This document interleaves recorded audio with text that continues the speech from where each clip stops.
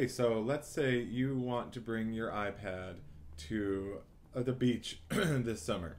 You want to get there using your iPad, you want to listen to some good music while driving around, and you want to take some pictures of the beach. You can do all that with the built-in apps that come with your iPad. So I'm going to walk you through what those apps are. They are Apple Maps, they are iTunes, and the Camera app. So as you can see right in the middle, I'll click on them for you. Those are the three apps we are talking about right now. You don't have to do anything to download them. They're already there. So first we're going to start with Maps. I'll just open that, and all you have to do is tap on it and it'll start trying to find where you are, which is very cool. What you want to do is wait for it to load for just a second, but as you can see, it's going to show exactly where we are, and it opens up in satellite view. So if you've ever used Maps on an iPhone or ever used Maps on a smartphone in general, then this should be pretty self-explanatory to you. So we are going to click this bottom button right here on the bottom left, and that will set up exactly where you are, and it will let you manipulate to sort of adjust to where you are. You can just use two fingers. All I'm doing is going like this, just two fingers switching around, but I don't want to confuse you too much there.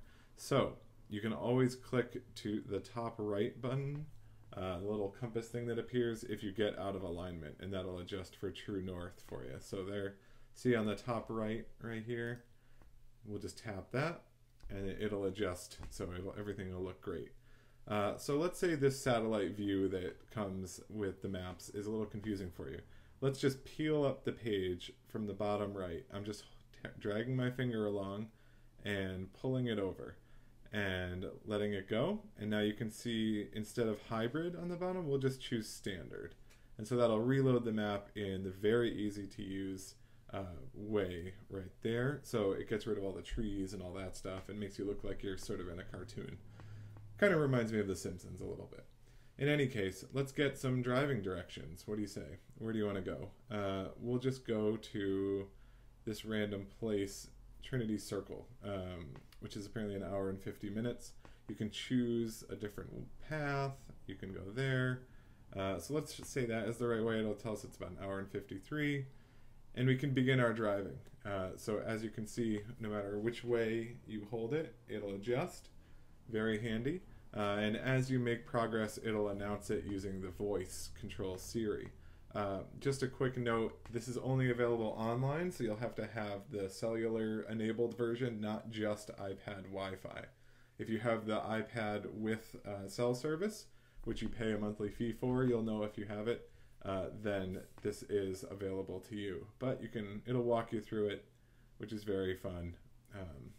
And that's about it. So you can always view an overview here, and you can even zoom in a little bit more in case you're not sure where to go.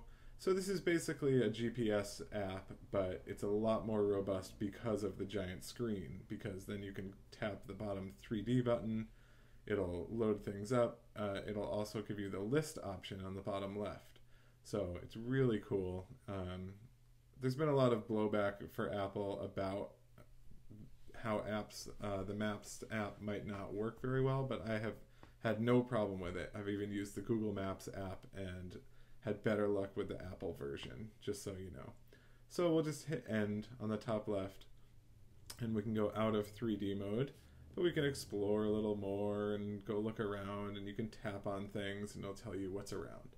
So very cool. We're going to go out of Maps. So now you're ready to hop in your car. Let's say you want to get some music now. We're going to tap on the iTunes button, the purple button right there. And let's say we want to see what's happening in music land, basically.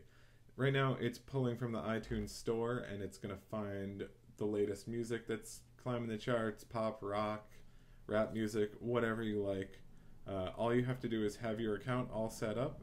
Let's say we want the new Justin Timberlake album. We'll just tap on that. It's $10.99 as you can see, so if you wanted to buy it, you could tap that and then you'd hit buy album, and it'll automatically download everything for you. But we're not going to do that because we don't need to buy some music right now. But you can always search around, and if there are other bands that strike your interest, you can click on them and it'll show you a really nicely laid out presentation of all their stuff. So this is great for music, but also for movies. It'll show you all the newest releases that are out on iTunes. You can scroll up and down to view more, but you can also scroll to the side, and that'll show you even more. If you like something, all you do is tap on it, and it'll bring up a little floating screen where, as you can see, you can buy it for $20 or rent the movie for $5. You can also tap the SD version, which is standard definition, and everything drops in price a little bit because it's not in high def. So if you have an Apple TV, this stuff that you buy here will automatically show up on your Apple TV, which is the coolest thing. I have an Apple TV and it works really well. Basically, it shows up under the purchased area for your videos. And you can also view TV shows. So if you don't have a DVR or anything like that, you can just view all the stuff here. You can buy a season pass, Apple calls it, and that lets you have all the episodes of every TV show that's really out there. They have a huge offering, to be honest. Lots of old episodes of shows too. So like Downton Abbey, for example, which is a great show. Let's say you wanted to view all of season 1 and didn't have Netflix or anything like that. You can just buy it all right there. $15 or $10 for the standard definition. And once you buy it, it immediately shows up, little battery. It immediately shows up for you on your iTunes account, which is available on your iPad, iPhone, or Apple TV.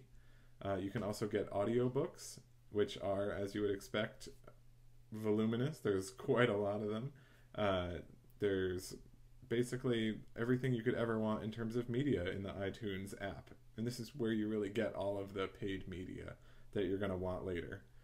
One of the benefits of this, rather than Netflix, is any movie that you get, or music or book, whatever download, you can literally have it offline, which means if you're not connected to the internet, like you're flying around somewhere, then you can have access to it. So it's great to rent movies before heading out on a flight. That's something I use it for, and it's been working great. All right, and last, we're going to literally just walk through the camera really fast. All this is I'll just show you a picture of the picture. Isn't that trippy?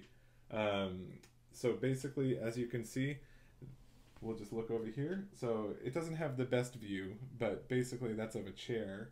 And let's say we want to focus. You just tap on the screen. And let's say we want to focus on the rug, but not on the light as much. So that looks pretty terrible, right? Now we're going to focus on the light, and that gets rid of the light, but it removes everything else. So it's not the best camera for inside shooting, but it's pretty good for outdoor shooting. So you can kind of see outdoors there. But you can also flip it around. Hello!